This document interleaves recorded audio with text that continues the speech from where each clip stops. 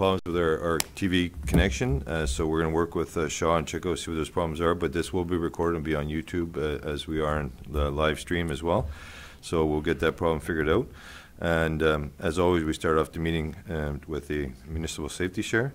So we didn't kind of highlight either of the students, so maybe Councillor Lake will do it tonight because we don't want to put them on the spot right off the bat. Both come through my English class, so I'm excited to so okay. Okay. So it's safety tip for hunters. Next Saturday is opening a new season, so we're starting to get ready to go out. Here are some tips that the Councillor Lake, you want to turn on that mic just to make sure. Thank you. Here's some tips that the province of Ontario has given for safe hunting. Number one, tell someone where you'll be hunting and when you will be returning. Always wear hunter orange when you're out in the woods. Handle firearms with care and attention at all times, and remember that every gun is a loaded gun. Never shoot unless you're sure of what your target is and what lies beyond it. Carry a survival kit and a small first aid kit with you at all times, and absolutely never drink alcohol while hunting. The Ministry of Natural Resources and Forestry and the OPP is encouraging all hunters to become familiar with all the safety rules and resources available to them. And then a couple of quick facts that I think are important given the number of people in Marathon that hunt. That hunters buy approximately 600,000 licenses to hunt in Ontario and generate $26 million in revenue. And that if you do see people poaching or unlawfully hunting at night, you can call the TIPS hotline at 1-877-847-7667 or the Crime Stoppers line and report it anonymously. Good. Thanks for that report. And as always, we'll ask if there's any additions or deletions to the agenda. We're going to invite the student councillors down in their student council reports to give us an update once they're sworn in as our new council members for the 2017-18 year. So we've been kind of giving them a little information beforehand so they can be prepared. I got a motion here that council here. Any declarations of interest? Hearing none. I have a motion here that council hereby accepts the agenda for Tuesday, October 10th, 2017, regular meeting of council, circular amended. Moved by Councillor Lake, second by Councillor Fox. Councillor Debussy is away and Councillor Gingras is away, so we'll rotate between our two members. All in favor? Carried. Thank you.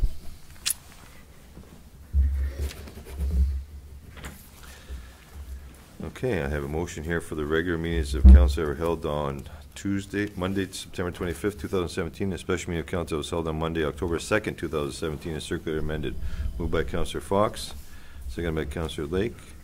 Any errors or omissions of those minutes? No. Those dates? Hearing none, I call a question. All in favor? Carried. Thank you. Okay, this evening we're going to be swearing in our new student councillors, and luckily for us, and glad to see both back. Both Michael Stone and Nicole Wisnick have been with us in past years. Michael last year, Nicole the year before. So welcome back, and we're going to go through the process. And I think Daryl's going to invite you both up to the middle and do the swearing-in process as we did in the past. So if both of you would come down with Daryl in front, and I think the media would like to do a little picture afterwards. So. Do you sent these out? Did you practice? Yeah, right down in here, Michael. Come on in the middle. Is Q in there? Nicole, right in the middle too. Yep. Thank you. And you guys turn around that mic and you can face the audience, and great.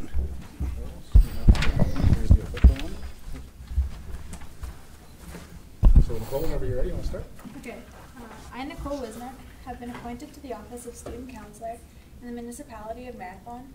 I do solemnly promise and declare that I will truly, faithfully, and impartially exercise this office to the best of my knowledge and ability. I have not received and will not receive any payment or reward or a promise thereof for the exercise of this office, in a biased, corrupt, or in any other improper manner. I will disclose any pecuniary interest, direct or indirect, in accordance with the Municipal Conflict of Interest Act. I will be faithful and bear true allegiance to Her Majesty Queen Elizabeth II, or other reigning sovereign for the time being. And I make this solemn promise and declaration conscientiously, believing it to be true, and knowing that it is the same force and effect as if made under oath. All right, so to make it official, sign right there. So we'll let Michael go through his, and then we'll give him a big round of applause, and we'll have the media do a picture. Is that fair?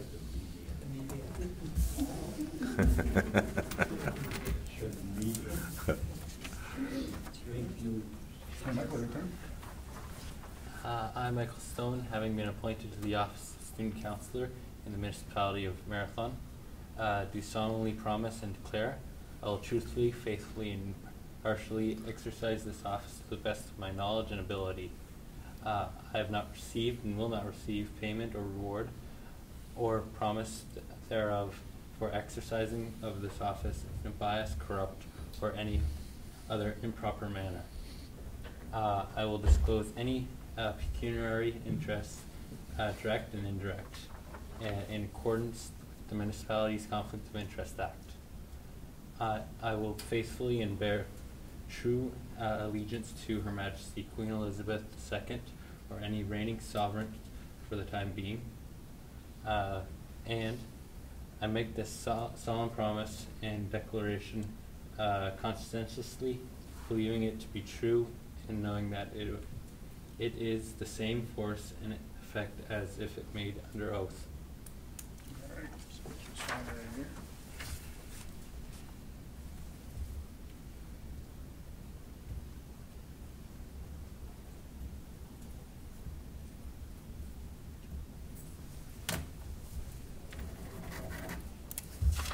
Congratulations. Thank you.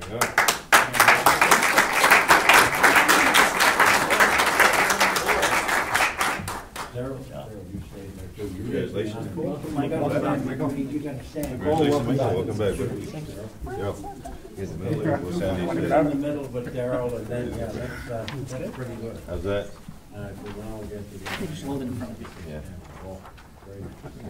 Just for the record, we did this last year. Michael was the shortest. Yeah. Okay, everybody look at me. Yeah, don't move, I gotta think, yeah, that looks good. Surprise, surprise. I mean, we take a picture. And I wanna take one more, because I didn't like that first one. This should do it. Thank you very much. Great Thanks, stuff.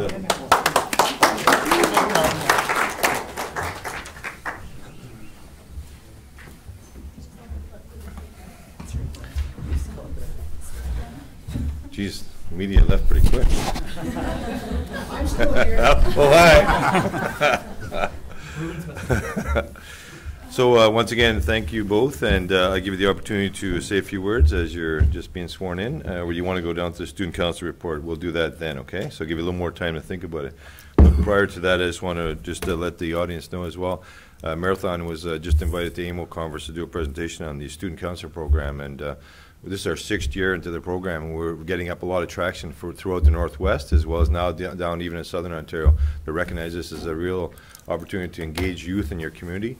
So it's working, and the word's getting out there, and I think it just as leadership from our community is going to the other communities out there, and they're really getting on board, and we see a lot more student councilors now sitting at council tables. So good stuff. Okay, so tonight we have a delegation from Aqua, and Jeff St. Pierre is going to come down and do the presentation on behalf of Aqua, and he's going to have about 10 or so minutes, and we're going to allow any questions afterwards of Jeff. So, yeah, welcome, Jeff. Your Worship, Council, and Municipal Staff. My name is Jeff St. Pierre. I'm the Regional Manager for Ontario Clean Water for the Northwest Region. I brought with me tonight Joanna Kirkbride. She's our Business Manager for the Northwest. Alison Kirk is our Safety Process Compliance Manager for the Northwest, and Julie Culverhouse is our Business Development Manager for the Northwest. Welcome all. We appreciate the fact that you've given us a delegation tonight. We understand these evenings can get lengthy for you, so I'm just going to put through this. You can interrupt me at any time if you have any questions, or questions at the end would be more than welcome. Sure. Ontario, we've gone through a restructuring over the last few years with Aqua. So the whole purpose of getting out in front of towns and municipalities is more or less to develop a relationship. The intent of our restructuring with Aqua was to get closer to our clients, become partners, get away from a client-contractor relationship, and really more into a partnership. Because truly, water and wastewater, that's what it's about. It's about sharing education, sharing values, and ensuring safe water and wastewater for community members. It's not something that we had done well in the past in maintaining good relationships with clients and putting clients right up there with our frontline staff as number one. So this region and Aqua in general, that is the direction that we're heading in, and we've been doing a very, very good job of that over the past couple of years. I'm just gonna, you all have these presentations in front of you. I'll follow through page by page. Our goal, again, is to be a trusted partner in providing safe, efficient, sustainable water and wastewater services, partnership with towns and municipalities across Ontario.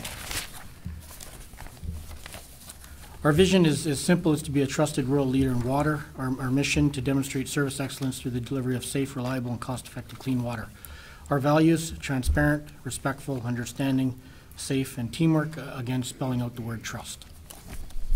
4.5 million Ontarians place their trust in Aqua. This is just a quick map of where we are in the Northwest region. Our Northwest region spans from Parry Sound to the Manitoba border, up into the James Bay area. We want to be a total water solution provider with our partners. Again, our core business being operations and maintenance of water and wastewater facilities, resource management, financial and capital planning services, asset planning and asset management, engineering and capital delivery services, training, and utility management. Tapping into innovation, Aqua's invested quite extensively in our softwares over the last few years, predominantly our work maintenance management system. I'm a maintenance guy, and the one thing I understand is breakdowns, time is money for municipalities, and providing them with timely information is critical with respect to maintenance. So our systems now are much more user-friendly, has a wealth of information. We ensure clients get monthly reports on everything that goes on, whether it be planned, unplanned, capital, corrective maintenance out at the facilities. You get monthly reports on both the water and wastewater side. Similarly, we've upgraded our process data collection systems monitoring, which really allows us to bring forward all your compliance information in tables and graphs that mean something to the client. We sit down with our partners and we develop these reports so that the reports are what council wants to see. It's not a bunch of information that means nothing to people, and graphs certainly speak volumes as opposed to numbers. So we work closely with councils to say, hey, what kind of report do you want to see on a monthly basis, on a quarterly basis, and an annually presentation. We do have SCADA systems. Typically, where we put our SCADA systems in is where clients don't have their own. So, I mean, you probably have your own SCADA system in place. Sometimes we run into remote lift stations in areas like that where there aren't. We would put in SCADA systems more or less just to be able to draw information back for reporting. And compliance information management system is new, and we're still building it. But really what that's all about is taking like-for-like operations across Ontario. So do we have another similar size, similar operation that Marathon would compare to somewhere else? So we can compare trends. Why does this operation cost more and this one less? Is it about power? Is it about operations? Is it about optimization? So it really allows us to really drill down to the metrics of water and wastewater operations and turn around and potentially find places that we can improve, whether it be in this town or another.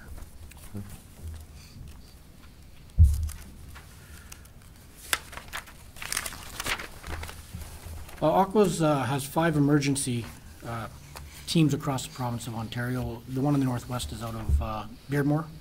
And really that's for high-scale emergencies, whether, ice storm, large-scale power outages, where we can be called in and at the cost of parts, really. The labor and the expertise is funded. It's a skilled set of 5 guys with different skill areas that would come in and pretty much help with anything in the event of a crisis. And the only cost to municipalities and towns in this type of a scenario would be if you got to buy materials, equipment, things like that. Safety and compliance is a part of our culture. We've really vamped up our health and safety programs. So the 3 that we focus on: emergency management program. We like to work closely with our partners and kind of align our emergency plan with their emergency plan so that in the event of an emergency, we're all on the same page. Occupational health and safety system. We have a very stringent protective equipment policy that our employees have to wear. So you have to be in the orange. You have to helmets, gloves, glasses, steel-toe boots. And quality environmental management system, which pretty much has morphed into the DWQMS program. So it's just Aqua working with government agencies to make sure that we're all lined up with what the government is bringing down the pipe so that we can get it out in front of our clients early. This next slide, shared services, this is really the core of how our finances break down for our partners in water and wastewater. It's really allowed us to share our services amongst the communities that we work in so that it becomes very cost effective. There's really 3 levels here. The top level is the regional hub manager and business development and our client. And that's an upper level where it's kind of shared across Aqua. The middle one more is the regional hub manager, safety process, compliance, operations management. Those are then shared at a different level. It's from our region, so from Perry Sound, all our facilities across. It just allows us to allocate these groups that are working everywhere to all of our clients. And down at the bottom is really where you get into a cluster situation. So the town of Marathon would fall into a cluster of other sites, and that level would then be really, these are only working on those areas, so the allocated hours and the allocated time are to those partners. Aqua's become very big in working in communities. As you all know, with operators that you have, they're very engaged in their communities. They care very much about what they do. So we have two programs that we bring into the communities, and they actually, the first one is Aqua's One Water. That actually goes into the grade 7-8 curriculum. I think it's 4 weeks of educational program in which we supply information to the educators. The educators actually work it into their curriculum, and then we come in for a day or two with our people. And we like to kind of mock the plants that you currently have and show them how this is how the water plant runs. And it's a tabletop exercise. They can build the plant themselves. But really, our goal is to get students with a little bit of awareness, conservation, what's going on out there. Why is water and wastewater important? It's not just, typically people look at water and wastewater, and it's really just an expense to a lot of people. So we really like to educate the kids, and the kids bring a lot of these home to their parents, and it really does help. And the I Don't Flush program, which is now working into its 3rd phase, and it's all about fats and oils and greases and things like that, and exactly why you shouldn't be flushing those. What does it do to your collection system? How does it impact public works and the costs when you get clogs and things like that? And this year is all internet-based, so if you went onto the Aqua internet, they have videos about all these things, and it's quite interesting. Can I ask you a question in regards to the program, Jeff? Like a lot of municipalities now under metering systems are going with low flush or a lot less water in the tanks. Yes. You're seeing a lot of problems with those type of toilets? With No. creating problems within the systems? Well, less flow. Like say from the homeowners to the main? Yes. If they're flushing, if they're still flushing things that they shouldn't be, absolutely, because back in the day when you were flushing, 3 gallons of flush, Yeah. you had a little bit of flow to move things down into the collection Right. system.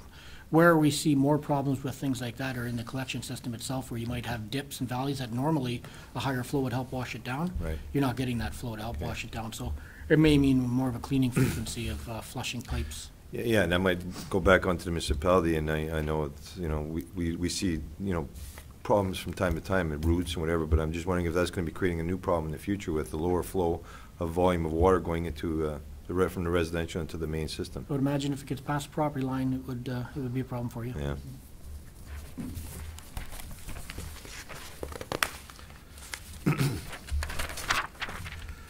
The Northwest regions, this is just services offered. Obviously, our core business is turnkey water and wastewater operations and maintenance management.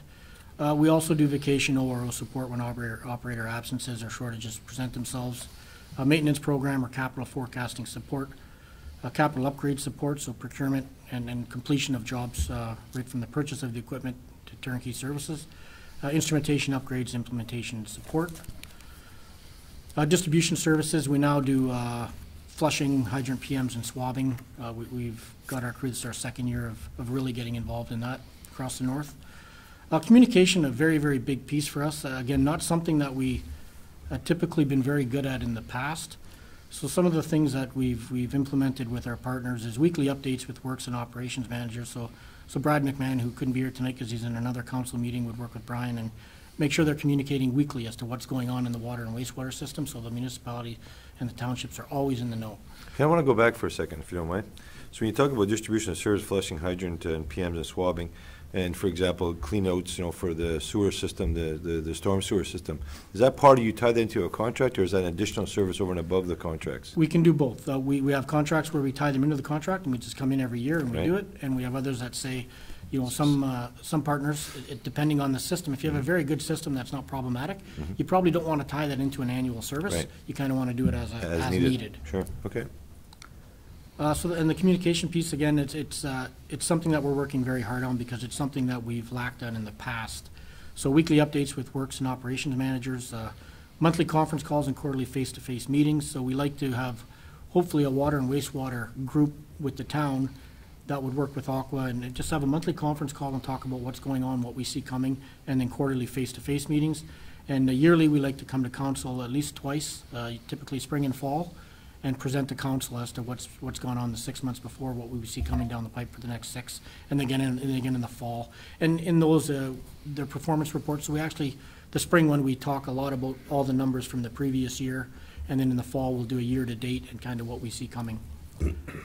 Support for regional support keeps growing. So as we get stronger in the area, if I can use Marathon as an example, our goal would be to have roughly 7 operators trained to operate in Marathon. We have 3 in Terrace Bay Schreiber, we have 2 in Manitouwadge. And having been involved in Marathon in the past, you know, it's just over really a 2 FTE type of operation. So rather than hire a half-timer, we would train.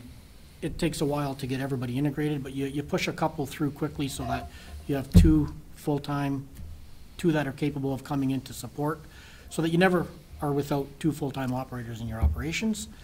And then you integrate the rest of them in here, so ideally you would have 7 operators within an hour of Marathon that are trained to operate here, with the goal of never being with less than 2 at any given time, vacation, sick, whatever might come up.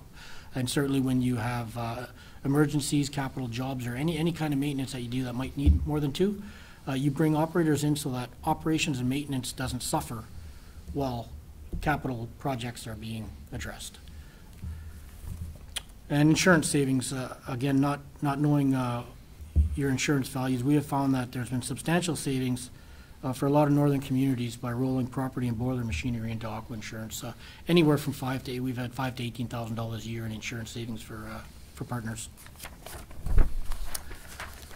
And that is really it. I've got myself and Julie's numbers and email here if anybody wanted to contact that. The back page is really kind of just a summary of the services offered. Good, I appreciate that. I do have a question in regards to the backfill. When you talk about 7 operators within an hour's area, I mean, obviously, these things flow with the contract renewals, and, you know, you win, you lose, you know, you come and go. So you see that maintaining that number within the hour radius or 2-hour radius of this, and obviously the backfill cost would be the responsibility of Aqua rather than the municipality if there was an issue with illness, injury, Yes. whatever, right? Yeah, the 2-part question, yes, the cost certainly would fall on Aqua.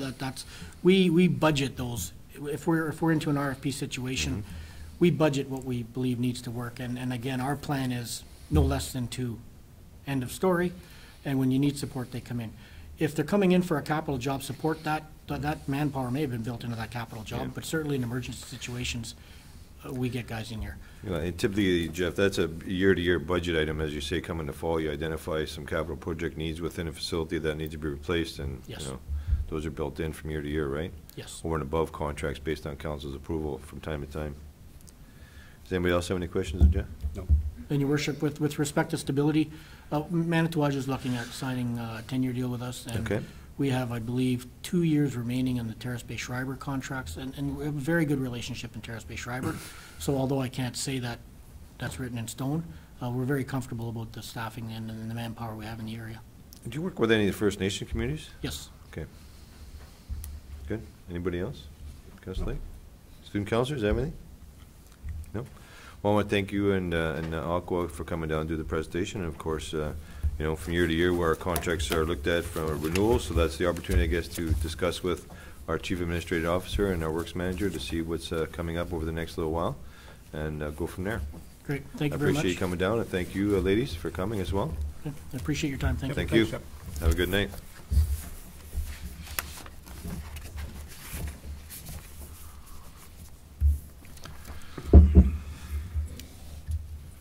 Okay, up next we have, we're going to give the opportunity for our student counselors to give a little overview of some of their activities over the last several months, and I think Councillor Wisnik as well would like to hear from your experiences over in France for last year. So, Councillor Stone?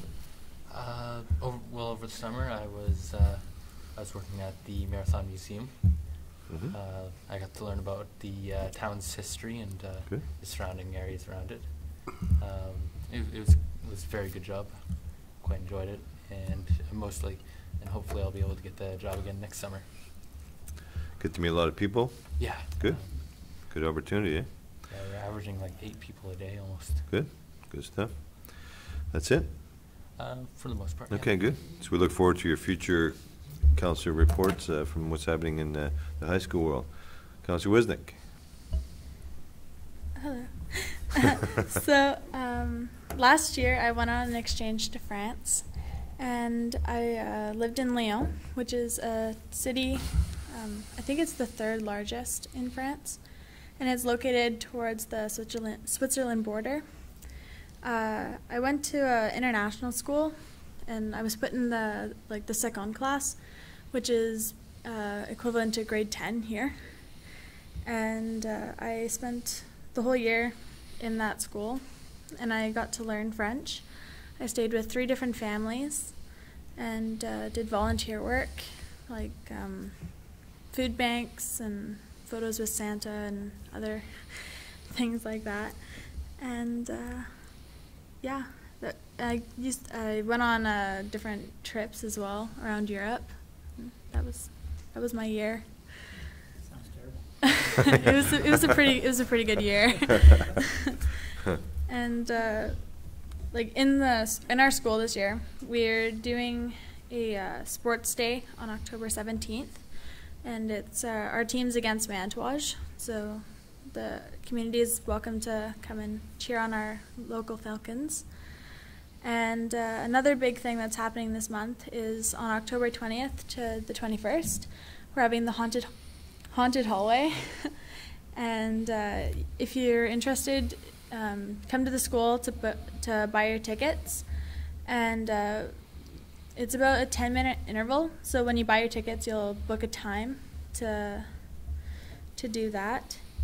And Student Council has organized a dance on October 26th. So it's a busy month. Well, good. Thank you very much. And you're also this year the president of the Student Council? Yes. Good. So that's good activity, and good to see the political stripes at the school as well as bringing it to our table. So sounds like you had an interesting year last year in France, and you can gain a lot of experience that for your future, I'm sure, and maybe opportunities to go back to Europe and take advantage of some of the great programs over there. But good to see both of you back, and maybe we'll look at arranging a spring AGM for NOMA again for both of you. I think this year it's in Kenora. So you have the opportunities. Will we all go, or does it come? Yeah, as you all know, last year we had the AGM in Thunder Bay, and we hit the big storm, the ice storm, and our only representation for Marathon was Councillor Stone. So it was quite interesting. He did represent Marathon very well, and he was there by himself. So thank you very much for that again, Michael. But it was interesting, and it was a real smause, I guess you can say, in the least. But we did have representation there, so that was good. So, welcome back, and we look forward to your exciting updates from week to week from what's happening in the high school area and world. Okay, up next, we got a report on the CAO Active Living Center Recreation Complex Feasibility Study. Daryl. Thanks, Your Worship. In 2016, the town retained Sherburne Engineering completed a feasibility study to evaluate the prospect of a new active living center and recreation complex in Marathon. The project undertook 2 key preliminary activities, public consultation and reporting, and evaluation and selection of suitable building and development sites for a new complex. The feasibility study report includes a best-in-class report, the public consultation reports that were undertaken, an engineering site evaluation and architectural design briefs, which include structural, mechanical, and electrical engineering, a Class D cost estimate, which of course is plus or minus 30%, and a preliminary financial plan, which looks at possible funding sources for a new facility development. This report was subsequently presented to Council and the public on March 6th of this year. In March 2017, administration determined that more public consultation was required to move the project forward. As such, dollars were included in this year's municipal budget to complete these exercises and further develop the feasibility study. Additional public consultations were held in July 2017 in an effort to collect as much feedback as possible regarding current usage of our current facility, future usage of a new facility, and a site preference for a new active living center. In total, 442 respondents participated through the entire public consultation process. This represents a solid representative statistical sample size for the community's population. In addition, the demographics of participants was well represented across all age categories. Upon final review of public comments received, there is robust support for the development of the Stevens Avenue site, which is the site of the old public school, which the municipality owns, for the development of the new active living center. Based on TruGrit's final findings, the Stevens Avenue site has a number of suitable characteristics required for the development, which include the reuse of existing municipal water and servicing systems, the reuse of existing municipal sanitary service. The site is large enough to manage stormwater runoff. The topography is relatively flat, and the site has had previous development, which should lend to lower construction costs. There is no new site access required as there is a road system in place. The site connects to existing trail systems on the shores of Lake Superior. The site is adequately sized for vehicular traffic. The site makes best use of existing services, is municipally owned, and we can easily integrate it into our community development and design, which includes our official plan and zoning bylaws. The site has the ability for future expansion. It's a large site, and the site will enhance the quality of life in the community and provide opportunities to further extend the benefits of enhanced tourism and economic development. With the feasibility study now fully complete, the time has come for council to determine the project's path forward. It must be noted, for a major community project such as this, there will never be full public support and general consensus. Assuming council is supportive of proceeding to the next phase of the project, which includes building a strong case for funding support by the federal and provincial governments, it is essential that a preferred site be council for transparent review and discussion. Financially, approximately $55 remains in the improved 2017 project budget. We spent about $25,000 of the approved amount to date on public consultation activities. And the options are A, select Stevens Avenue as the preferred site, B, select an alternate site for development, or C is to take no further action at this time. This report has been presented for council's information and decision, but your administration does recommend that the Stevens Avenue site be selected as the development site for a new active living center, and that administration complete further geotechnical, architectural, costing, and final plan development, including a case for funding support in the remainder of 2017. Thank you. Thanks for that report. Darrell, do you have a motion here that council hereby accept the attached report and recommendation of the Active Living Center and Recreational Complex Feasibility Study final report, and that the administration recommends that Stevens Avenue site be selected and development of the site for a new active living center. And further, the administration completes the further geological, architectural, costing, and final plan development, including a case for funding support in the remainder of 2017. Moved by Councillor Fox, second by Councillor Lake. Questions? Councillor Lake. Maybe more of a comment than a question. First of all, thank you for all the work that went into the TruGrit site. The site is way better than, I think, for me, than some of the other sites that were possible. I love that it's in the middle of town. I love that it's already serviced. That's going to save all kinds of money. After watching the supportive housing going up, you can see how much just bringing in those services a short distance can cost. I also think it's pretty exciting to think about, you know, as we envision this community in 10 and 20 years, and really that's what this is about, is seeing what the community can become. It's pretty exciting to think of a complex there, a new rail crossing where the tunnel is, so we have access in two sort of ways, and then that gateway onto Lake Superior. All that land behind that looks onto the lake is beautiful. There's a road back there that hopefully will become municipal property. You can see kind of a new center of town, a new vision of town. I'm pretty excited about this, and I think about what the complex means.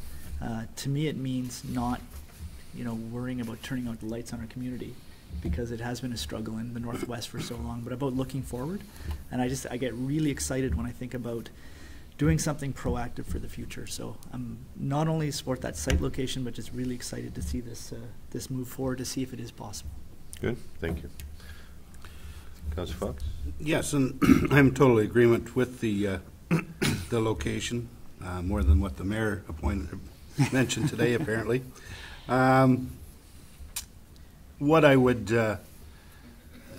this is really far in advance, but I'd sort of like an idea of what the town is going to be coming up in funding, and that's impossible to answer at this time. I would want to see substantial funding from the province and the feds, if they are doing it. I know that's the only resistance that I have out in the street, is there's quite a few seniors that don't utilize the facility as much as possibly they realize. Their grandchildren or their children probably do use it, and but that would be my only comment. I certainly hope that the province and the feds do want to participate in this to the extreme level. So, thanks. Thank you for that. Just to follow up on your comment, Councillor Fox, I think this is an active living center for all of the community, so I think our senior citizens should be participating in this facility as well. So not only dropping off the grandchild to the rink or pool for activities, but also taking advantage of maybe the walk-in system that might be installed in this facility, going into the pool and utilizing those facilities as well. So it's a center that could be utilized by all of the community, and I think all the community should be behind it. We're always going to have people that don't support facilities such as this, but I do appreciate Councillor Lake's comments about this council looking at the community as a community that's more going forward rather than going backwards, and the glass half full rather than glass half empty scenario. We did support this all the way, and I think with the $55,000 in the remaining portion of the budget, we continue to look at this part of the motion in front of us to move this forward at least in for 17, and then go from there in 18 with the 18 years budget, seeing what it looks like. And of course, we're not going to be able to fund a $30 million projected cost of this facility ourselves. We're going to need provincial and federal support. Yep. But having all the documentation and all the support and the support of council and the community behind you, it makes it a lot easier argument to bring to the government and for the funding model. Councillor Lake? Maybe it's a question for the administration. I think sometimes when it comes out in the paper or is on the radio that we've passed something, we're not building, obviously, a rec center tomorrow. The pathway moving forward, if we say okay tonight, that means looking at the feasibility of it. What's the timeline and the pathway? Sure. Do you want to follow up comments, Joe? Yeah, absolutely. So a couple of things. So we got some tight timelines for the end of the year, but the intent for the remainder of 2017, should council pass the recommendation, is to really do three things. One is knowing the site. Is to now take the engineering and architectural work that we've done, put it into a 3D development model and overlay it on the site. So we'll know what it looks like from a servicing perspective. With that, we're then able to go to number two, which is develop a Class C cost estimate. So we'll go from plus or minus 30 to plus or minus 20. So when you're talking millions of dollars, that's extremely important. We think with going with a pre-developed site, which Stevens Avenue really is, it's going to greatly reduce our site servicing costs. And then the third piece, into Councillor Fox's question, and we do hear it from the public, is how can we afford this? It's really going to build two pieces of the financial side of things. So one is, how are we going to afford it? So we'll look at options from borrowing to debenturing to user fees, to operating budgets, and what a new facility is going to save us, versus the cost of running the current facility.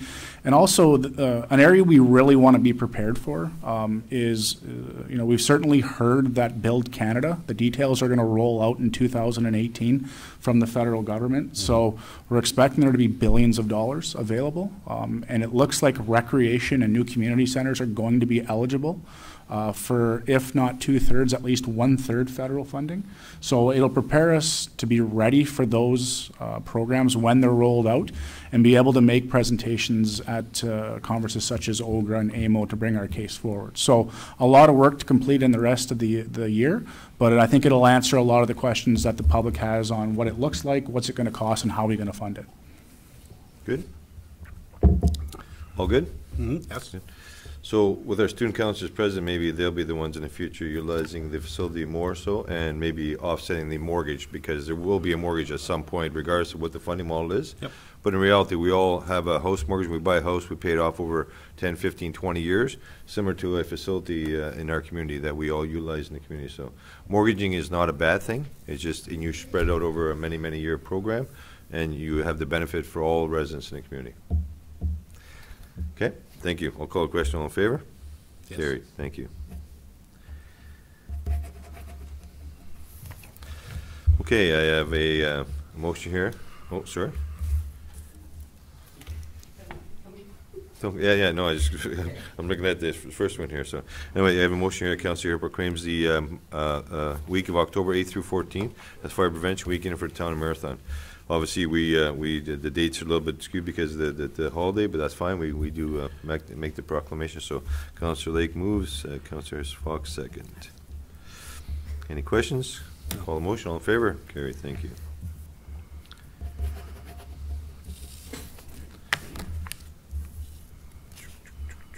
Okay, summarize program. Sue.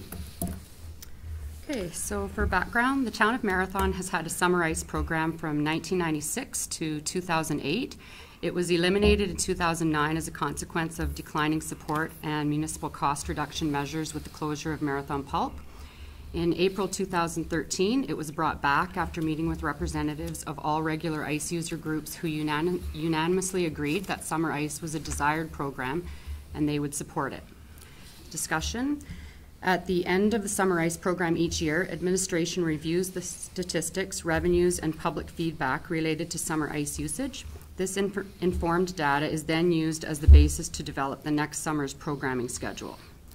In 2017, summer ice was booked for 141 hours, including women's hockey, Fox Hockey School, a 3-on-3 youth hockey tournament, tri-sport, private rentals, youth drop-in hockey, adult drop-in hockey, and public skating. These numbers indicate that there is still strong interest for having the summer ice program in Marathon. To this end, Fox Hockey School has committed to return to Marathon in 2018.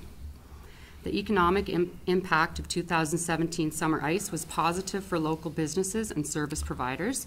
8 business owners were contacted to inquire if an increase in revenue was noticed with the ice being utilized in August. 7 of 8 businesses noted an increase in overall revenues and attributed this increase to the increased number of people that were in the community for summer ice programs. For financial, in 2017, revenue from summer ice rentals and programs amounted to $10,678, and the base operating costs were $18,854. Your administration is presenting for information purposes only. Thank you for that report, Sue. Any questions of Sue? Summarize program. Councillor Fox? It seems to me when we implemented this in 15, was it? 3 years ago?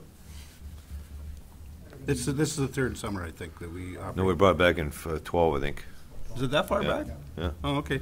But has it not paid for itself all the way along? The summer ice exceeded the expenditures? No, we generally run a small deficit, generally in this range. In 2012, I think we rented about 200 hours. We've averaged out between 140 and 150 over the last, I would say, 5 years. So an operating deficit of $8,000 to $9,000 is generally what we've brought in. Okay. Councillor Lake? Yeah, and I'm glad you, in the report, mentioned the kind of spin-off stuff. I don't mind having a small deficit because we saw Penlake Park was packed during the 3-on-3 weekends. You couldn't get in there. It helps your businesses. It brings in people. I think there is no summer ice on the North Shore other than us, I believe. So it really is an economic draw. And again, maybe we lose a bit of money on that community. So I'm glad you have that report. That's important.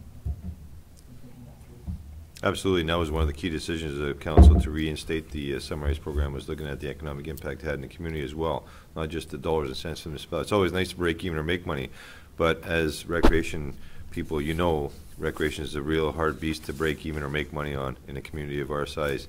So, you know, a small deficit from time to time is not going to be a major hindrance. We budget for those things, so we're well aware of that. Darryl? Your Worship, just to follow up to Councillor Fox's question, so, you know, although we're showing a small deficit for 2017, included in there, of course, you know, a large percentage is labor costs. Well, in the so startup, with yeah. our permanent full-time people, we allocate their costs to summer ice, but if we didn't have summer ice, those costs get allocated somewhere else because they are guaranteed those hours as per the collective agreements. So those are hard and fast costs that we absorb somewhere else if we didn't have summer ice. Okay. All good? Yep. Thanks again for that report. You're welcome. Okay, I do have a motion here that council hereby recognize Wednesday, October 18th as Confederation College's 50 years of post-secondary education. And I believe they're coming to town to do a little gathering of past alumni as well, and it's at the Moose Home, I believe. No, there's, next Wednesday, there is a celebration at the campus. Oh, at the 4 to campus? 7, Okay. I do believe, and Okay. then I believe the president's breakfast is the Thursday morning Oh, after. Thursday morning, okay. At the Moose Hall. Good. So I need a mover, Counselor Lake, second by Counselor Fox. Any questions of that? No. Okay. All in favor? Carried, thank you. And prior to adjournment, I just want to take the opportunity to welcome a new staff member, Andrea Goche. Andrea just started today with us, and she'll be filling in for Leah Ritchie over the next little while, so welcome aboard, Andrea.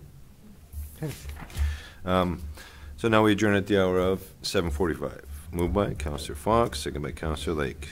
Thank you very much, and have a good night.